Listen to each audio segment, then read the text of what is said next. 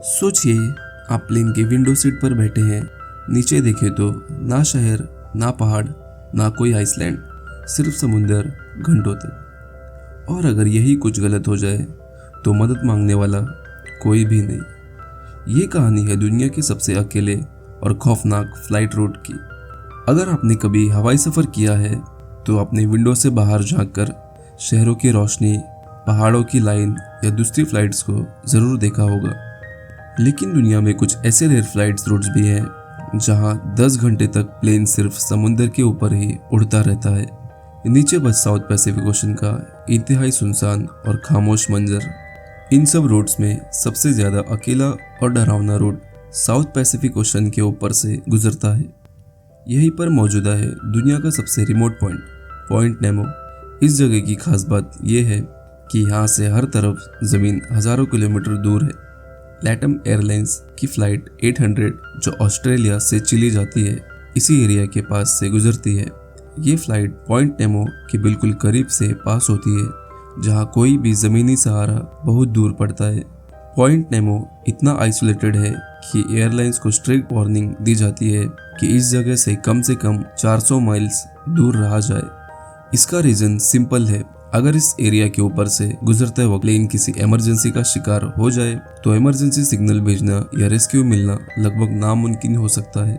यहाँ ना कोई ग्राउंड स्टेशन है, ना कोई नियर बाय रेस्क्यू टीम और ना ही कोई लैंड मास जो मदद के काम आ सके। पॉइंट नेमो को एक और नाम से भी जाना जाता है, ओशनिक पॉइंट ऑफ इनएक्सेसिबिलिटी। ये पॉइंट हर तरफ से ज़मीन से करीब 2688 किलोमीटर दूर है। अगर कोई एयरक्राफ्ट बिल्कुल इसके ऊपर से गुजरे और किसी एक्सीडेंट का शिकार हो जाए तो उसका इमरजेंसी सिग्नल शायद किसी रेडार तक पहुंचे ही ना। इसी वजह से लैटम एयरलाइंस को अपनी फ़्लाइट 800 के लिए लगभग 400 माइल्स का सेफ्टी बफर मेंटेन करना पड़ता है। और अगर फिर भी कोई सीरियस इशू आ जाए तो सबसे नज़दीकी ज़मीन अंटार्कटिका होती है और सबसे नज़दीकी इंसान इंटरनेशनल स्पेस स्टेशन में मौजूद एस्ट्रोनॉट्स। ऑस्ट्रेलिया की कैंटस एयरलाइन भी अपने बोइंग 787-9 ड्रीमलाइनर को सिडनी से सैंटियागो तक इसी रूट पर ऑपरेट करती है। ये रूट अंटार्कटिका की कोस्ट लाइन के काफ़ी करीब से गुजरता है। अगर कभी इमरजेंसी लैंडिंग की ज़रूरत पड़े तो मैकमर्डो स्टेशन ही लास्ट ऑप्शन होता है।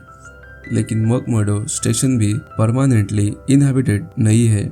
सर्दी के मौसम में यहाँ सिर्फ लगभग 200 लोग होते हैं, वो भी एक छोटे से मेडिकल यूनिट के साथ। अब सोचिए, अगर 300 पैसेंजर्स से भरा हुआ एक कमर्शियल प्लेन अंटार्कटिका के बीच इमरजेंसी लैंडिंग करे तो क्या होगा। ना प्रॉपर हॉस्पिटल्स, ना इंफ्रास्ट्रक्चर और ना ही किसी लार्ज स्केल रेस्क्यू टीम का सिस्टम। ये सिर्फ एक फ्लाइट रूट नहीं है, ये याद दिलाता है कि मॉडर्न टेक्नोलॉजी के बावजूद दुनिया में अब भी कुछ जगह ऐसी हैं जहां इंसान बिल्कुल अकेला पड़ जाता है। और पॉइंट नेमो उसी जगहों में से एक है, खामोश, दूर और इंसानी मदद से बहुत परे।